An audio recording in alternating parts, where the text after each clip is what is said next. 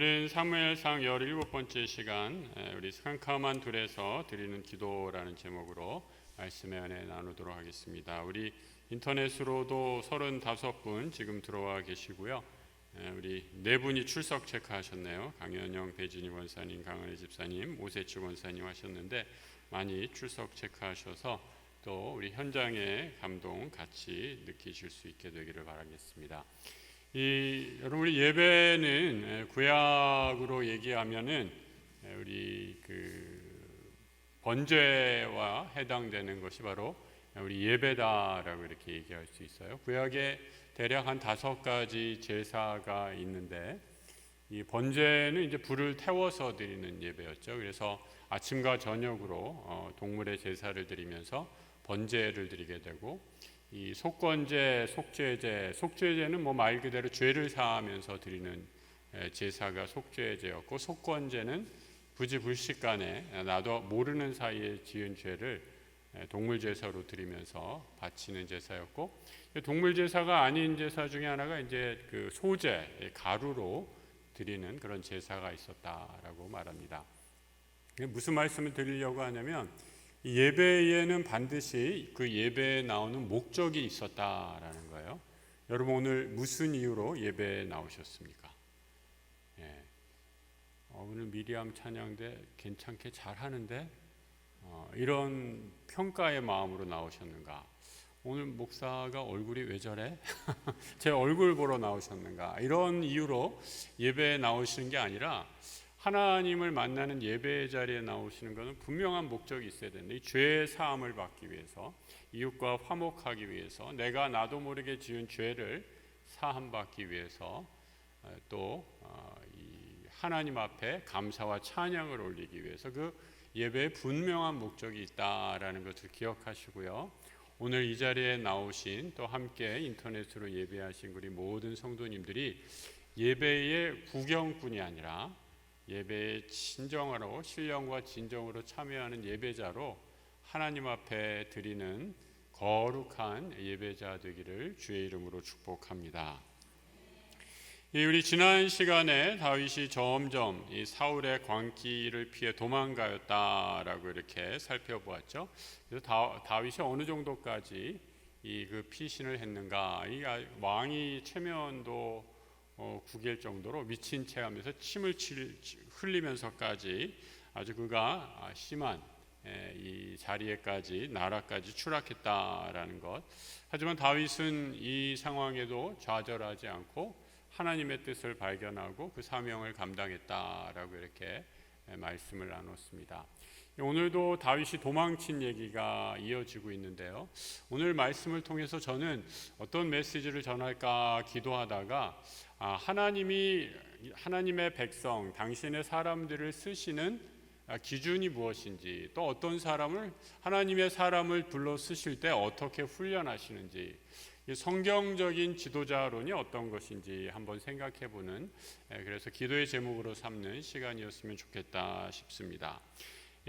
다윗이 오늘 사울을 피해 도망치면서 놉 땅과 아기스 땅을 떠나서 다시 도망치게 되죠. 그래서 어디까지 도망치냐면 굴 속에 이 아둘람이라는 곳의 굴에 피하게 됩니다. 그 이스라엘의 지방의 동굴, 우리나라에는 뭐 동굴이 그렇게 많지 않죠. 강원도 정도 가야지 동굴을 볼 수 있고, 또 우리나라 동굴은 아주 깊은 산 가운데 위치한 것이 대부분인데, 이스라엘의 동굴은 조금 달랐던 것 같아요. 이 입구가 여러 개여서 그 길이 하나처럼 보이지만 들어가면 여러 입구가 있는 것을 보게 됩니다. 제가 이스라엘 지역의 그 동굴 사진 몇 가지 갖고 왔는데 한번 보여주시죠. 이 처음에 사진을 보면 우리 사진이 딱 나와야 되는데 안 나오네요. 이렇게 덤불에 가려져 있어서 이게 동굴인지 아닌지 모를 정도로 그런 모습이고요. 이 안에 들어가 보면 이 동굴의 입구가 여러 입구가 있어서 그 안에 사람들이, 상당히 많은 인원들이 들어갈 수 있는 것을 보게 됩니다.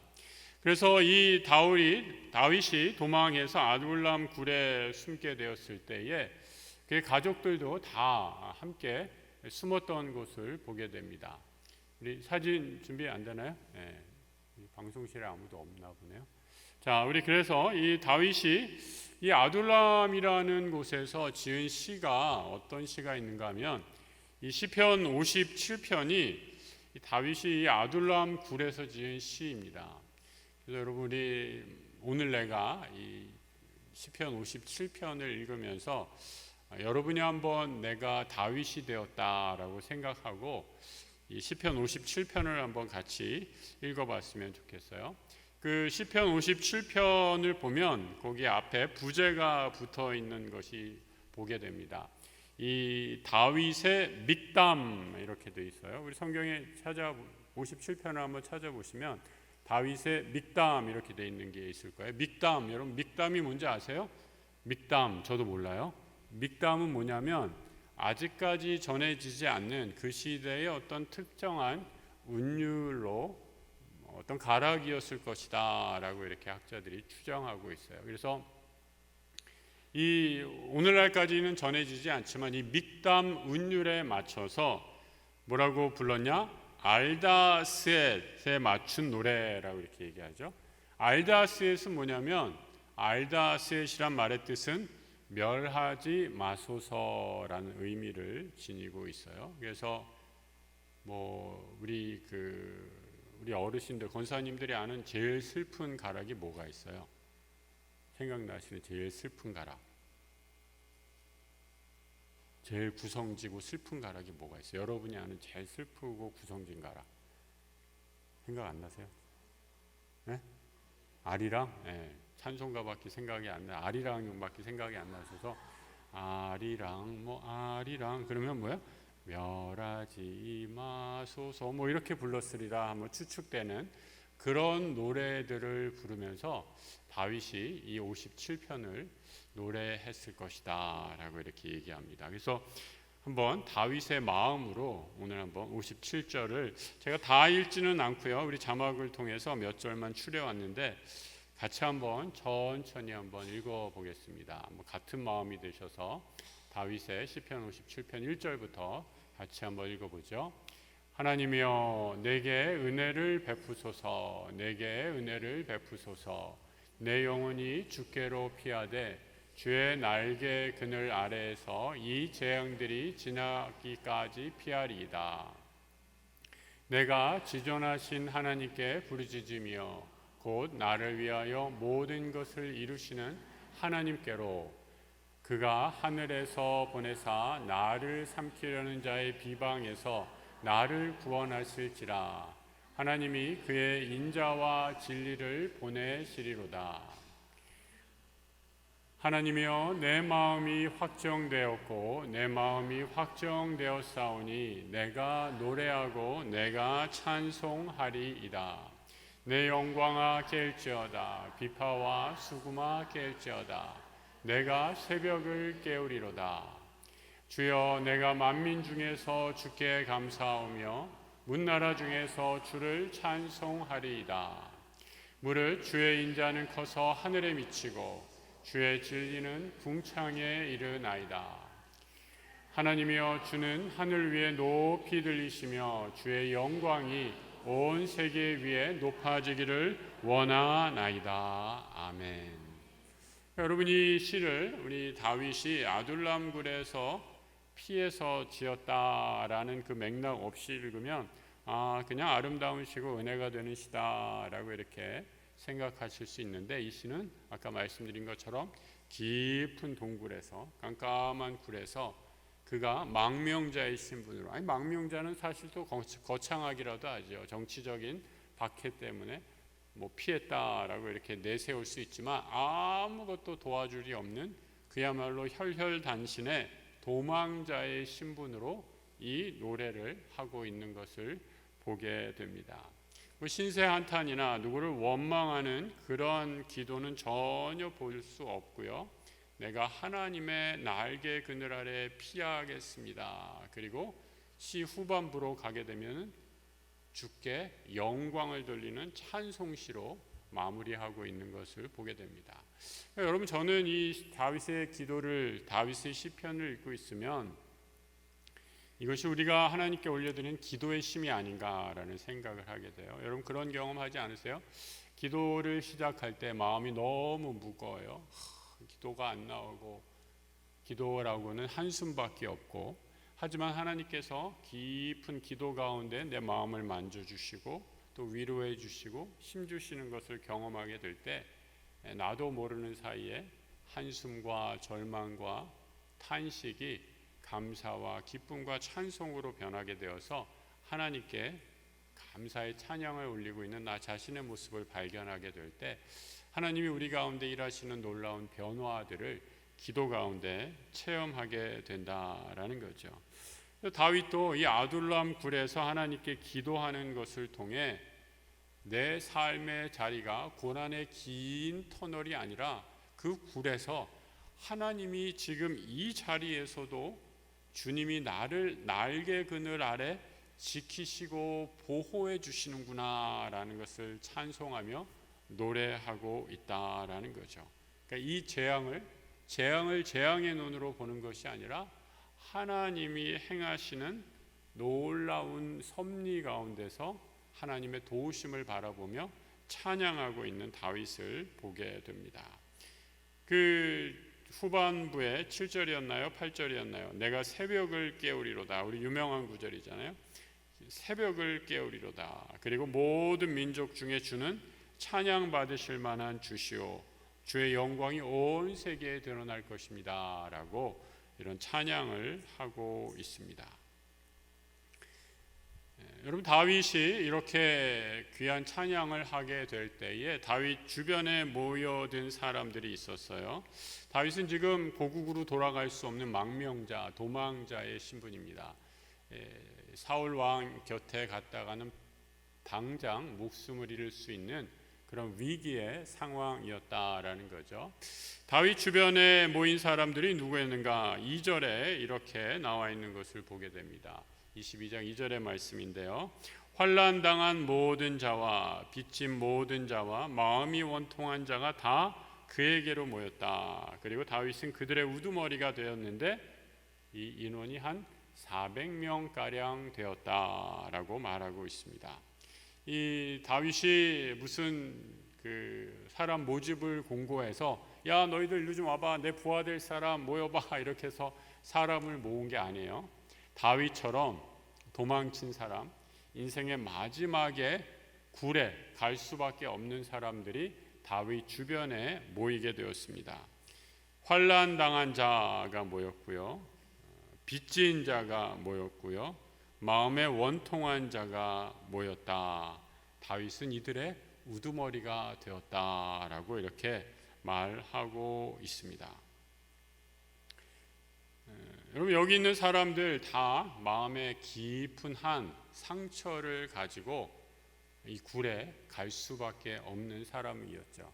이 굴로 갔다라는 것은요, 사회에서 쫓겨났다, 아웃캐스트들이 되었다라는 말이에요. 정상적인 사회에서 정상적인 삶을 살 수 없어서 모두가 다 배척하는 상황에서 철저하게 배제된 그런 인생을 살 수밖에 없던 사람들이 다윗 주변에, 그 사회에서 아무런 쓸모없다고 버림받은 사람들이 다윗 주변에 모여서 400명이 되었다라고 이렇게 말하고 있습니다.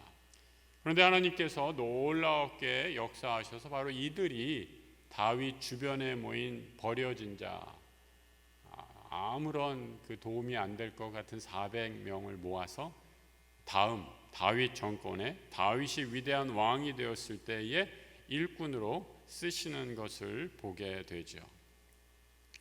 이 우리말에 여러분 개똥도 약에 쓰려면 없다라는 표현이 있잖아요, 그죠? 무슨 의미예요? 그러니까 꼭 요긴 한데 아무리 쓰잘데기 없는 것으로 보일지라도 막상 필요할 때는 없다라는 정도의 의미를 갖고 있는 표현인데, 근데 여러분 우리가 하나님 손에 붙들리게 되면 아무리 세상에서 쓸모없게 보일지라도 하나님의 손에 붙들리게 되면 위대한 일꾼이 되는 줄 믿습니다. 다윗 주변의 400인이 바로 그런 사람들이었다라는 거죠. 하나님은 바로 이들을 통해서 다윗과 함께 위대한 이스라엘의 역사를 이끌어 가시는 것이었다라고 말씀하고 있습니다. 여러분, 우리가 하나님을 섬기고 하나님께 예배하고 예수님의 제자가 되고 예수님을 따른다라는 것은 무슨 의미겠습니까? 예수님이 좋아하시는 것, 예수님이 바라시는 것, 하나님이 마음을 두시는 것, 하나님이 원하시는 곳에 내가 가서 그 일을 감당할 때 하나님의 일꾼이 되는 것 아니겠어요? 하나님의 일꾼이 되겠다, 예수님을 따르는 제자가 되겠다라고 말하면서 나는 팔짱 가만히 끼고 가만히 있으면 그것은 예수님의 제자라고 할 수 없는 노릇이죠. 예수님의 제자는 하나님의 사랑하는 사람은 예수님을 오라고 하면 안 되죠. 예수님을 사랑하고 하나님을 사랑하는 사람은 하나님이 계신 곳, 예수의 영이 있는 곳에 나아가 그곳에서 하나님의 사명을 감당하는 것이 예수의 제자라고 얘기할 수 있습니다. 하나님은 이 아둘람 굴에서 하나님의 사랑을 보여주시고 계세요. 내가 지금 일하는 곳이 바로 여기다라는 것을 다윗에게 보여주셔서 다윗이 바로 그곳에서 하나님의 마음을 알게 되는 것을 보게 됩니다. 아둘람 굴에서의 일을 통해서, 만남을 통해서 하나님이 먼저 다윗을 훈련시키고 계신다라는 것을 우리는 확인할 수 있습니다. 다윗 개인을 훈련시키죠. 그러니까 여러분, 우리가 하나님을 쓸 때, 그러니까 하나님께서 사람을 쓰실 때 반드시 그 하나님의 종을 훈련시키고 사용하신다라는 것을 꼭 기억하시기 바랍니다. 그냥 마구잡이로 불러서 하나님이 쓰시는 일이 결코 없으십니다. 다윗을 훈련시키시죠. 다윗의 주변과 환경을 하나님의 뜻대로 변화시키고 만들어 가시고 그 모든 일의 운행, 주도자가 하나님 되시는 것을 보게 됩니다. 기름 부음 받고 바로 왕으로 하나님이 세우신 것이 아니라 백성과 함께 백성을 다스릴 수 있는 왕이 되도록 훈련시키시죠. 사울 왕, 다윗보다 앞섰던 이스라엘 사울 왕의 가장 큰 문제는 무엇이었습니까? 교만한 왕이었습니다. 백성의 말을 듣지 않을 뿐더러 하나님의 말씀도 듣지 않는 교만한 왕이었다라는 거죠. 그래서 하나님은 다윗을 훈련시키기 위해서 먼저 사울 왕의 궁에 들어가게 하셔서 다윗의 연주로 사울 왕을 섬기게 하는 것을 보게 되죠. 왕은 다스릴 줄만 알아서는 안 된다라는 거죠. 왕은 동시에 백성을 섬기고 하나님을 섬길 줄 아는 사람이 바르게 다스릴 수 있기 때문입니다. 이 다윗을 이렇게 훈련시키신 후에 오늘 본문에서 나오는 또한 다윗이 경험한 훈련은 무엇이었는가? 겸손하게 하는 낮아짐의 훈련이었다라고 이렇게 말씀드릴 수 있습니다. 이 다윗은 점점 고난의 자리에 들어가게 되죠. 이 다윗이 기름 부음을 받고 나서 이 인생의 이 방향을 그래프로 그린다면 이렇게 점점 추락하는 곡선이에요. 어떻게 되냐면 사울 왕의 총애를 받아서 또 골리앗을 쓰러뜨린 후에 왕궁에 사울 왕을 위로하는 연주자로, 궁정 연주자로 들어가게 되잖아요. 근데 그 이후로 점점 왕궁에서 쫓겨나고 광야로 내보내시고 그 다음에 광야에서도 모자라서 이제는 광야의 가장 깊은 곳인 어두운 굴에 다윗을 밀어 넣으시는 것을 보게 됩니다. 여러분, 막 이런저런 일을 하는 사람이 제일 힘들면 갑자기 일이 없어지면요, 굉장히 힘들어하시는 것을 보게 돼요. 아마 우리 이 가운데서 직장생활 오래 하신 분들 계시면 경험하시리라 생각합니다. 일을 열심히 하신 분이 갑자기 일을 그만두게 되면요, 그 상실감이 굉장히 큰 것을 보게 됩니다. 다윗도 아마 이런 시간을 겪었지 않았을까 생각합니다. 다윗이 골리앗을 쓰러뜨렸을 때 사람들이 얼마나 다윗에게 와서 다윗을 환호하고 열광적으로 다윗의 이름을 외쳤습니까? 그런데 어느새 그 아무도 없는 곳에서, 광야에서 아무도 그를 찾지 않는 외로움을 경험하게 됩니다. 광야에서는 가장 큰 과제가 살아남는 것이었다라는 거죠. 그 광야에서 그 많은 사람들의 환호를 떠나 다윗은 광야에서 더 깊어지고 단순해지는 삶의 은혜를 누리게 된 거죠. 그리고 광야에서 하나님만 의지하는 법을 배우게 됩니다. 그리고 광야에서 더 아래로 내려가서 오늘 그 인생의 바닥이라고 할 수 있는 아둘람 굴에 처해지게 됩니다. 인생의 바닥, 하나님께서 다윗에게 이 바닥을 체험케 하시는 이유는 무엇일까? 여러분의 바닥이 무엇일까? 한번 생각해 보시기 바랍니다. 다윗은 지금 하나님의 기름 부은 왕으로 기름 부음을 받은 사람이에요. 그렇다면 그 나라의 백성들의 가장 힘든, 요즘 말로 하면 민초들의 삶을 알지 않고서는 이 백성을 온전히 다스릴 수 없다라는 거죠. 그래서 다윗은 그 아둘람 굴에서 400명의 인생의 바닥에서 가장 힘든 백성들과 함께 뒹굴고 생활하면서 그 백성들의 마음을 누구보다도 잘 헤아리고 아는 지도자로 변하게 됩니다. 아둘람 굴에서 하나님께서 다윗을 가장 낮은 자리에 처하게 하신 하나님의 또 하나의 훈련은 무엇인가? 바로 공동체 훈련이었다라고 말씀드릴 수 있어요. 그러니까 하나님이 지금 다윗을 아둘람 굴에서 3중의 훈련을 시키는 것을 보게 되죠. 개인적으로 다윗을 부르시고 그 다음에 이 광야에서 아둘람 굴로 인도하시면서 겸손의 훈련을 시키시고 이 가장 깊은 동굴에서 또한 이 400명의 환난당한 자, 미친 자, 또 도망친 자들과 함께 공동체 훈련을 시키신다라는 거죠.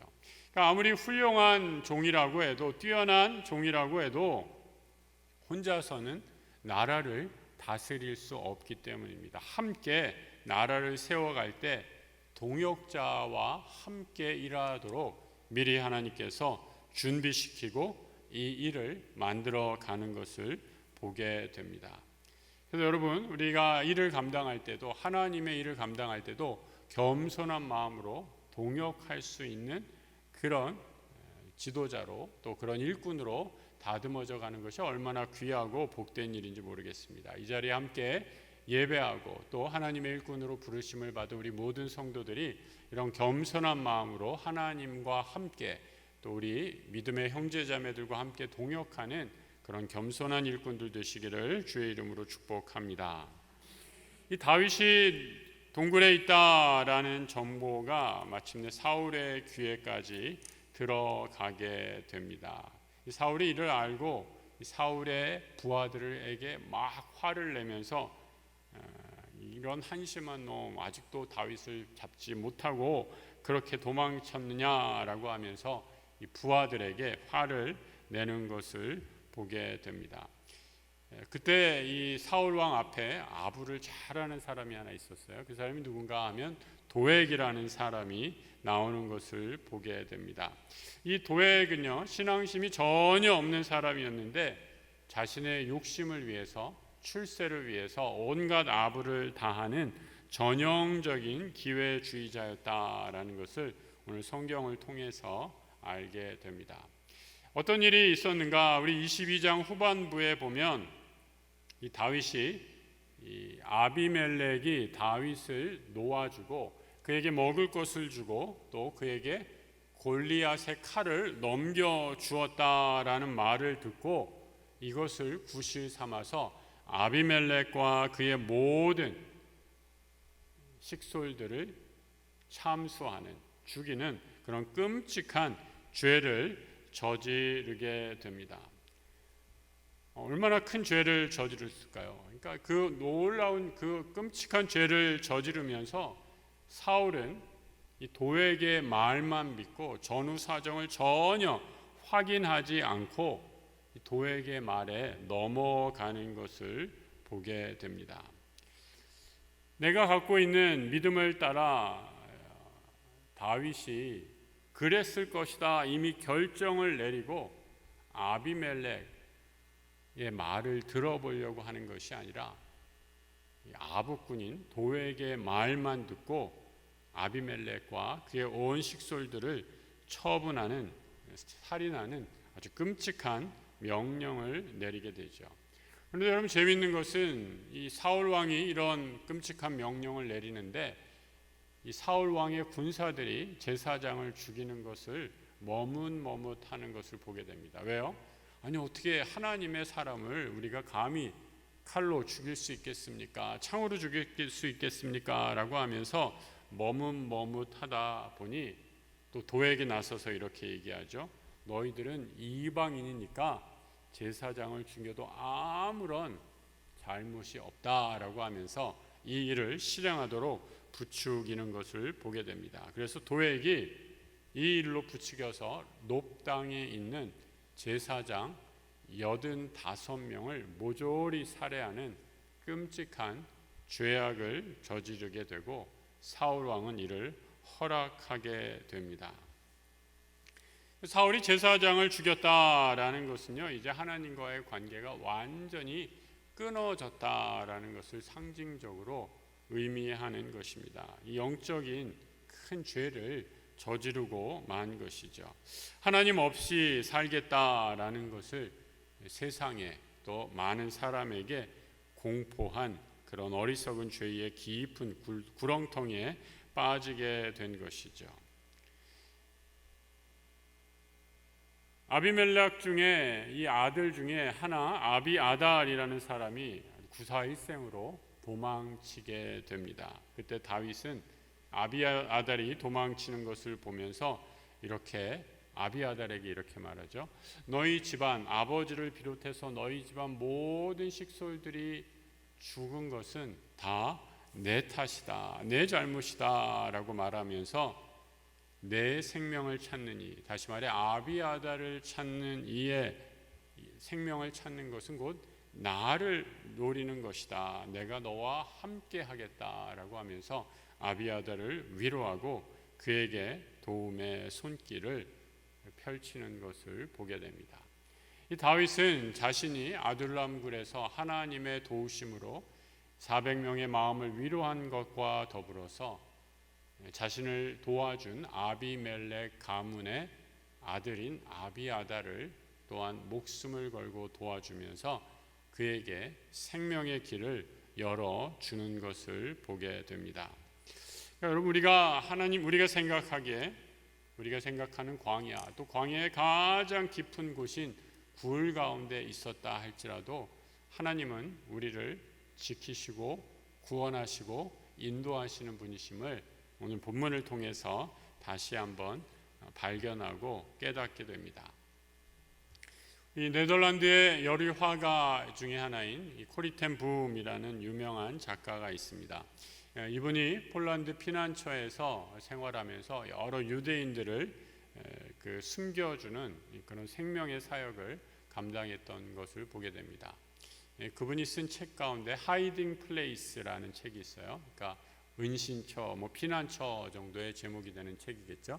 그 책에서 이런 말을 하고 있습니다. 하나님께서 우리 삶에 하시는 일은 마치 중국 카페트와 같다라고 이렇게 얘기를 해요. 이게 무슨 말인가라고 하면 자신의 삶의 경험에서 나오는 말이에요. 하나님이 주시는 고난은 마치 중국 카페트와 같다. 여러분, 중국 카페트, 그 당시에 이 중국 사람들이 만든 카페트가 앞면은 굉장히 화려했나 봅니다. 이 서양 사람들 눈에는 우리도 가끔 볼 수 있게 되죠. 이 앞면, 이 윗면은 굉장히 화려한데 이 카페트에 손으로 짠 이 직물의 카페트에 그 바닥을 이렇게 들춰보면 그 뒤에는 온갖 먼지와 실이 이렇게 엉켜 있어서 무슨 모양인지 잘 모르는 그런 지저분한 것들을 우리가 카페트를 들춰보면 확인할 수 있게 되죠.